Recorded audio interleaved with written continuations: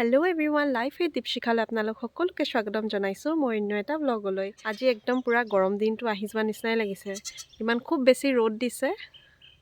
ফিল্ডত একদম পূৰা পোৱালীবিলাকে চিলা উৰাই আছে। এতিয়া ৰাতিপুৱা বাজিছে প্ৰায় 8:30মান। আমাৰ আজি বৰতীয়া হৈ আছে, মানে কালিৰ পৰাই বৰতীয়াই হৈ আছে। পৰিয়ালতে মানুহ এজন ঢুকালে, মানে বৰ্তা এজন ঢুকালে। সেয়েহে এতিয়া ৰুটি বনাবলৈ বুলি লৈছোঁ, কাৰণ ভাতটোতো খাব নোৱাৰিম। সেইটো কাৰণে এইবিলাকে ইমান ধুনীয়াকৈ চিলা উৰাই আছে। একদম মই এফালৰ পৰা চাই আছোঁ। আপোনালোকৰ ইয়াত কেমেৰাত হয়তো দেখি নাপাব, সেইটো কাৰণে মই দিয়া নাই, মানে দেখুওৱা নাই। কিন্তু একদম তেহেঁতি পূৰা চিলা উৰাই আছে, মই দূৰৰ পৰা দেখিছোঁ। ৰ'দটোৱে খুব ধৰিছে আজি। ভিতৰত বনোৱা নাই, বাহিৰতে বনাইছোঁ ভিডিঅ'। আৰম্ভ কৰিছোঁ তাৰমানে মই ভিডিঅ'টো, এইটো যাব কাইলৈ। আজি মই ষ্টাৰ্ট কৰি দিছোঁ আৰু হয়তো দুদিন মিলাই ভ্লগো দিব পাৰোঁ, কিন্তু আজিৰ পৰা আৰম্ভ কৰি দিছোঁ। তাকে এতিয়া গৈ ৰুটি মুঠোঁগৈ, ৰুটি বনাম, তাৰপিছতে যাম বগৰী আনিবলৈ বুলি। বগৰী পিছে এতিয়ালৈকে পকা নাই, পকিব লৈছে আৰু। আমাৰ মানে মামা এজনৰ ঘৰতে, ওচৰতে কাষতে হয়। তেওঁৰ মামীয়ে মানে কৈ আছে যে তোমালোকে বগৰী আনিবাগৈ, যাবা লৈ আহিবাগৈ। মই বহুত দিনতে তেওঁক এদিন কৈছিলোঁ যে মই বগৰী নিবলৈ আহিম দেই, আপোনালোকৰ ঘৰত গছ আছে যে। সেয়াহে তেওঁ মানে মাতি আছে আনিবলৈ। সেইদিনা এদিন মাকো লগ পাই কৈ থৈ গৈছে, ঘৰৰ ওচৰলৈ আহোঁতে মাক বাহিৰত লগ পাওঁতে কৈ থৈ গৈছে। তাৰপিছত আকৌ মোকো ৰাস্তাত লগ পাই কৈ থৈ গৈছে। তাৰপিছত আজি তাকে ভাবিছোঁ যে নাই, লৈ আহোঁগৈ, যাম আৰু অলপ। এইখিনি কাপোৰখিনি উলিয়াই থোৱা আছে, এইখিনি দুটামান জাপিলোঁ আৰু দুটামান জাপিবলৈ আছে। এইখন বিছনা চাদৰখন আজি ধুব লাগিব। মায়ে তাকে ধুবলৈ বুলি, মানে মায়ে নুধুৱে, লাষ্টত ময়ে ধুব লগা হয়। সদায় মায়ে চাৰ্ফত দি মেলি থৈ দিয়ে আৰু লাষ্টত ময়ে ধুব লগা হয়। কাইলৈ আমি চোৱা আঁতৰাব লাগিব, শান্তিনী ছিটিয়াব লাগিব। সেইকাৰণে আজিয়ে আমি বিছনা চাদৰবিলাক আঁতৰাই দিছোঁ। ধুই মেলি তেতিয়া ৰেডি হৈ দিম, কাইলৈ মানে পাৰিম লগে লগে, মানে নতুন বিছনা চাদৰ। কথাকেইটা কৈ থাকোঁতে মায়ে মানে কাপোৰখিনি জাপিয়ে পেলালে। এতিয়া অলপ আগত আপোনালোকক দেখাইছোঁ, লগালগ জাপিয়ে পেলালে। আৰু সেইটো লেপটপ হয়, মোৰ লেপটপটো আছে, সেইটো ভৰাবলগীয়া আছে। কাম লাগিয়ে থাকে যে, মই সেইকাৰণে ভৰোৱা নাই। একেবাৰে একদম ভৰাই দিলে মানে মই গডৰেজত থৈ দিওঁ, নহ'লে মানে এনেকৈ টেবুলত। আমাৰ মানে প্লাষ্টাৰ মৰা আছে যে, প্ৰটিন কাটা পিছতহে ধূলিটো নহ'ব বুলি ভাবিছোঁ। কিন্তু এতিয়া বহুত ধূলি, সেইটো কাৰণে বস্তুবোৰ প্ৰায় উলিয়াই নথওঁৱেই। কাপোৰবিলাকো মানে জাপিয়ে থওঁ। আমি ইমান বেছিকৈ ভাল কাপোৰবিলাক উলিয়াই নথওঁ তাৰমানে। যিকেইটা ৰেগুলাৰ ইউজ কৰোঁ সেইকেইটাহে আমি উলিয়াই। মই এতিয়া আহি পালোঁ পাকঘৰলৈ, যিটো আমাৰ সৰু পাকঘৰটো আপোনালোকক কৈছিলোঁৱে আগৰ ভিডিঅ'বিলাকত।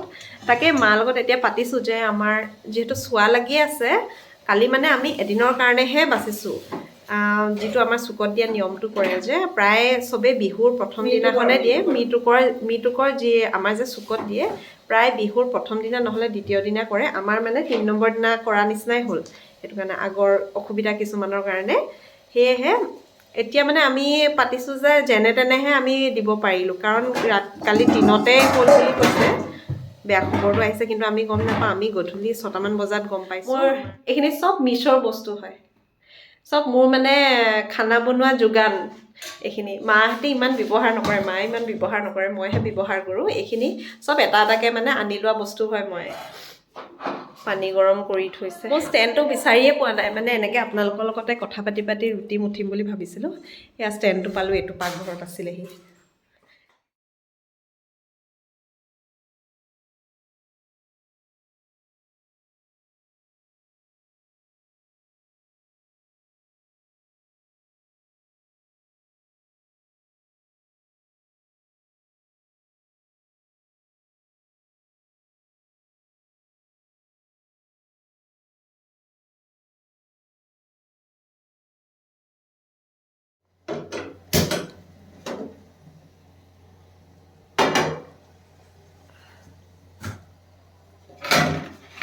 হৈছে ৰুটি থোৱা সঁজুলি দেই। আমি এইটোত থৈ বিৰাট ভাল পাওঁ ৰুটি, একদম গৰম হৈ থাকে হটকেছৰ নিচিনা। আৰু এইটো কিহৰ বাতি জানেনে?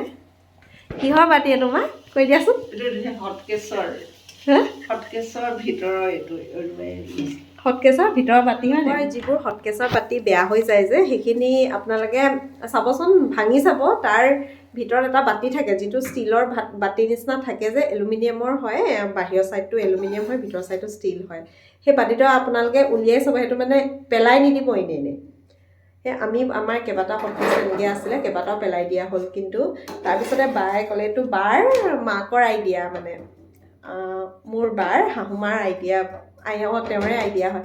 তেওঁ মানে কৈছে যে এনেকৈ হটকেছ পোৱা যায়, মানে হটকেছৰ ভিতৰত এনেকৈ বাতিটো থাকে, এনেকৈ তোমালোকে উলিয়াই চাবাচোন বোলে। তেওঁলোকে মানে কৰি চাইছে, তেওঁলোকৰ 2-3টা বেয়া হৈ আছিলে। সেয়া মানে তেনেকৈ কৰি আমিও তাৰপিছত এদিন মই মানে ভাবিলোঁ ঘৰত বোলো কৰি চাওঁচোন এনেকৈ। এয়া বাহিৰতে থৈ দিয়া আছিলে, মানে সেইটো পেলালোহেঁতেন আৰু তাৰমানে অকণ বেয়া নিচিনা হৈ গৈছিলে। তাৰপিছতে ভাঙি চাইছোঁ, বাতিটো একদম ধুনীয়া, ইমান ধুনীয়া মানে বাতিটো একদম চফা হৈ আছে। তাৰপিছত সেয়ে এতিয়া মানে ইউজ কৰি থাকোঁ আমি, একেবাৰে পেলাই নাই দিয়া আৰু বাতিটো তেতিয়ালৈকে। আমাৰ এইখন নন ষ্টিকি পেন আছিলে, কিন্তু মানে নন ষ্টিকটো কিয় জানো গুচি গ'ল। এইখন পেনত বাৰু খাব নালাগে, এনেই খোৱাটো ভাল কথা নহয়। সেইখন এখন আছে যে, সেইখনত আমি খাওঁ আনকালে। সেইখন পৰি গৈছে নি, এনেকৈ আমি ঢাকি মেলি থৈ দিওঁ। আপোনালোকে মোৰ বেকগ্ৰাউণ্ডটো চাই জাজ নকৰিব দেই, আমাৰ ঘৰৰ কাম চলি আছে, সেয়েহে মানে প্লাষ্টাৰ কৰি থোৱা আছে ঘৰৰ কাম। আমাৰ প্ৰায় 2021ত ষ্টাৰ্ট কৰিছিলোঁ ন আমাৰ ঘৰৰ কাম। 21 চনত আমি ষ্টাৰ্ট কৰিছিলোঁ। চৰি 2022ত আমি জানুৱাৰী নহয় ডিচেম্বৰত দিছিলোঁ নেকি। আমি মানে তলৰ ফাউণ্ডেশ্যনটো প্ৰায় আমি ডিচেম্বৰ একদম লাষ্টলৈ দিছিলোঁ, তাৰমানে পোহত দিছিলোঁ ন মা, পোহত দিছিলোঁ। আৰু তাৰপিছতে শ্বৰ্টখন দিছোঁ, ফাউণ্ডেশ্যন 22 ডিচেম্বৰত দিছোঁ, শ্বৰ্টখন 23 ডিচেম্বৰত দিছিলোঁ। 23 বিহুৰ আগে মানে 23 ডিচেম্বৰত দিছোঁ, জানুৱাৰী নেপালেগৈ আৰু। সেয়া ঘৰটো তাৰপিছতে শ্বৰ্টখন দিয়াৰ পিছত আকৌ 1 বছৰমান আমি ৰখিব লগা হ'ল, কাৰণ লগে লগেতো দিব নালাগে। আমাৰ এইটো আৰ্কিটেক্ট মামাই কৰিছে ঘৰটো, যিহেতু মোৰ ডাঙৰ মামা ইঞ্জিনিয়াৰ হয়, সেয়া তেওঁ আৰ্কিটেক্ট কৰিছে। সেইটো কাৰণে আমি প্ৰথমতে 2টা ৰুম বনাই ল'লোঁ। মানে এইটো ৰুম যে, এইটো হৈছে এই ৰুমটোৰ লগত এটেচ। এতিয়া যি 2টা ৰুমত আমি থাকোঁ, সিটো হৈছে এটা বাথৰুম আৰু এইটো এটা হৈছে ৰুম। মানে ৰুমৰ লগত এইটো এটেচ। এইটো হয়তো পিছলৈ মানে বাথৰুম হ'বগৈ আৰু, কিন্তু এতিয়া মানে একদম আমাৰ ধুনীয়াকৈ কিটচেন হৈ গৈছে আমাৰ 2জনী মানুহৰ কাৰণে। তাৰপিছত এইটো পাৰ্ট আমি বনাই ল'লোঁ। এইটো পাৰ্টত বনাই মেলি আমি প্ৰায় 3-4 মাহমান ৰখি পানীৰ কামটো কৰিলোঁ, পানীৰ কামটো আৰম্ভ কৰিলোঁ। পানীৰ কামটো কৰি মেলি হোৱাৰ পিছত আকৌ 6 মাহমান ৰখি তাৰপিছত আমি ইটো পাৰ্ট আৰম্ভ কৰিলোঁ। সেই ইটো পাৰ্টটো তেতিয়াৰ পৰা আমি বনাই কৰি আছোঁ। আৰু আপোনালোকক এনেই আপুনি মোক আৰু মাক মাজে মাজে দেখি থাকে, কিন্তু মোৰ বাও এগৰাকী আছে, মোৰ বা এগৰাকী আছে, তাৰপিছতে মোৰ দাদা এটাও আছে। দাদা এজন মাজৰ হয় আৰু বা ডাঙৰ হয়, তাৰপিছত মই সৰু হয়। এয়া ৰুটি লৈ গৈছোঁ, ইয়াতে খাম আমি। এইটো কিমান সুবিধা হৈছে দেখিছেনে? এইফালে খালি হাৱাটো ওলাই গৈছে আৰু একো নাই। এইখন একো কাম নাই, এইখন থৈ দিব লাগিব। এতিয়া বগৰী আনিবলৈ বুলি এইটো লৈ গৈছোঁ। মোৰ এইটো অনলাইন কাগজৰ মানে অনলাইন বস্তু অনা পেকেট হয়।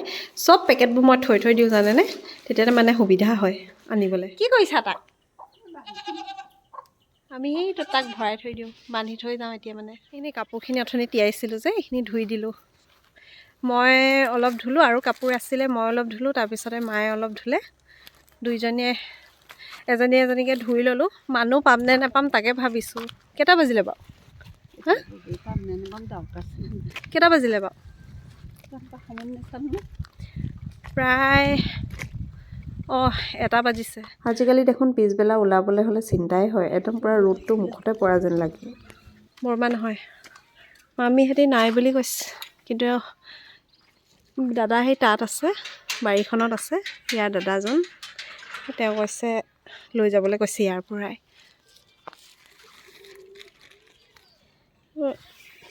ওপৰত হেৰি কৰিব লাগিব, এডালকে লৈ আছিলোঁ। আমাৰ কি বগৰী নিয়া পোক ওলাইছে, ইমান ধুনীয়া লাগিছে তলত। আমি পিছে সময়টোত অলপ বেয়া সময়টোত আহিলোঁ।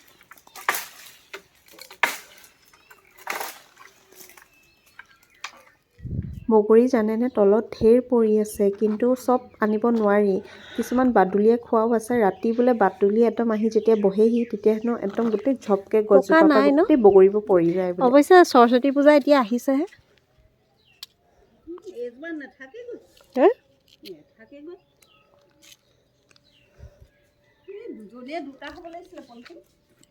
একো নহয়, ইমান নালাগে নহয় কিন্তু বগৰীজোপা মই খাই খুব ভাল পাইছোঁ মিঠা লাগিলে কিন্তু বোলে এনেকৈ থেতেলিয়াই যে খায় তেনেকৈ খাব নোৱাৰি অকণমান চচঙা নিচিনা টান নিচিনা এতিয়া এইখিনি মই আচাৰ কেনেকৈ বনাম তাকে ভাবিছোঁ পকিলে মেলিলে বনাব পাৰিম এতিয়া সেইকাৰণে আনি থৈ দিছোঁ আৰু ভাবিছোঁ আৰু কেইটামান আনিমগৈ বুলি মানে বেছি নহয় আৰু ইয়াৰ সমানে আনিম আমি কাৰণ বাছি অনা নাই যে ইয়াৰ পৰা ঢেৰ বাচিব লাগিব এতিয়া বনাবলৈ মেলিবলৈ হ'লে পুকীয়াটোতো দিব নোৱাৰোঁ আৰু তাতে যদি বাদুলিয়ে খায় বুলি কয় তেতিয়াহ'লেতো আৰু বেয়া লাগে তেওঁলোকৰ এই গছজোপাৰ বোলে খুব বাদুলিয়ে খায় ঘৰৰ মানুহে ইমান খাবলৈ নাপায়েই ইয়াত বোলে মানুহতকৈ বেছি বাদুলিয়ে খায় মই পিছে আচাৰটো বনাবলৈহে আনিছোঁ এতিয়া কিহৰ আচাৰ বনাম সেইটো এতিয়ালৈকে ডিচাইড কৰা নাই আঙুৰৰ নিচিনা অঁ ইমান মৰম লাগিছে দেখি ভালমানখিনিয়ে ওলালে আৰু আছিলে ঢেৰ আছিলে কিন্তু ইমান আমি নুতুলিলোঁ আৰু এইখিনি এইফালে চাই দিয়া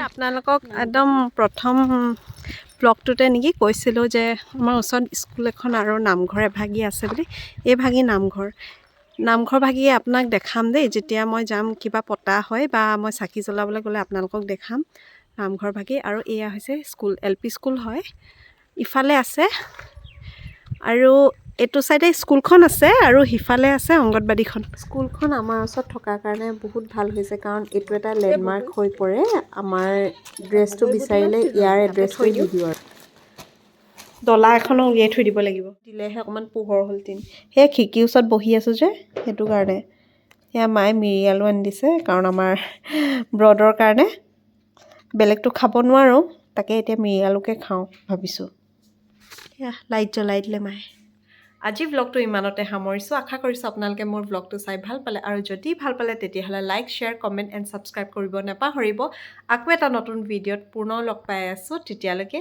বাই বাই